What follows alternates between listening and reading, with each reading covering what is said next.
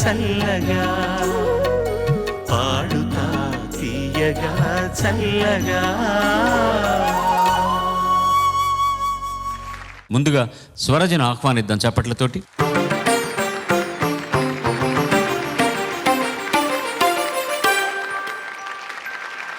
అందరికీ నమస్కారం. స్వాగతం తల్లి. స్వరజ ఎంపిక చేసుకున్న పాట రచన కొసరాజు రాఘవ చౌదరి గారు, సంగీతం మాస్టర్ వేణు గారు, గానం లీల గారు. రాజమకుటం సినిమా నుంచి ఏడనున్నాడు ఎక్కడున్నాడు.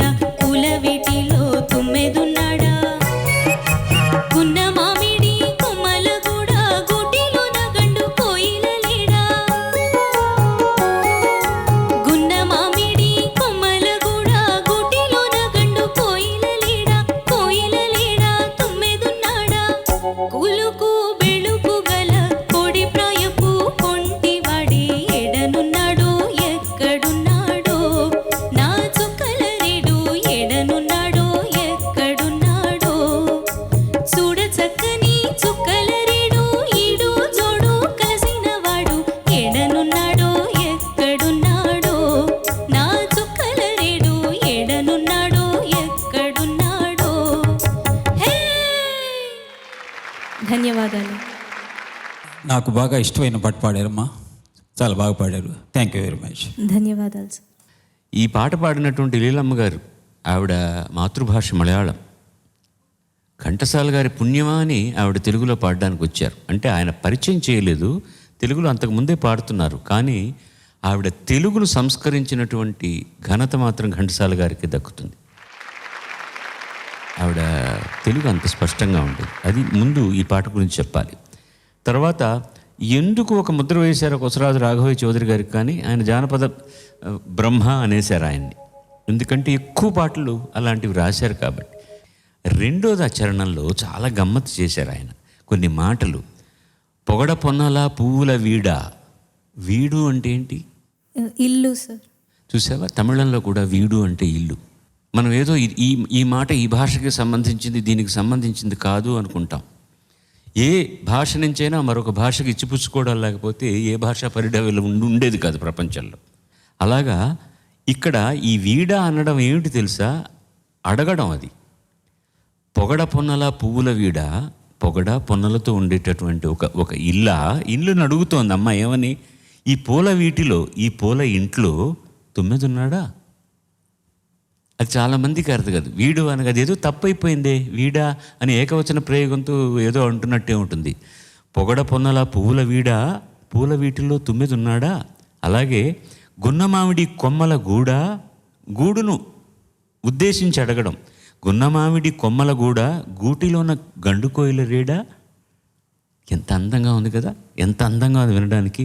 భాషలోని ఉండేటటువంటి గొప్ప గొప్ప గమ్మత్తైన ప్రయోగాలు చేయడానికి ఉపక్రమించినటువంటి కవులను మన్నించిన దర్శకులకు ముందు మనం ధన్యవాదాలు తెలియజేయాలి.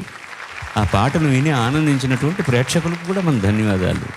వేణుగారు, మాస్టర్ వేణుగారికి నౌషద్ గారు అంటే మహాప్రాణం.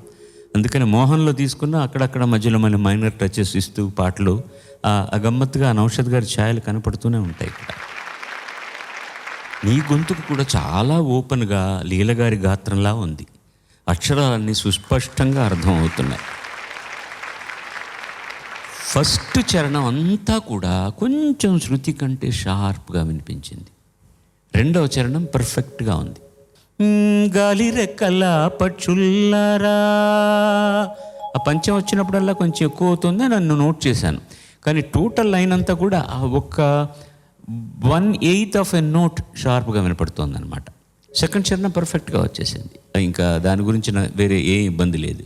ధన్యవాదాలు. మంచి పాటతో ప్రారంభించాం కార్యక్రమం. శుభం భూయా. ధన్యవాదాలు. God bless.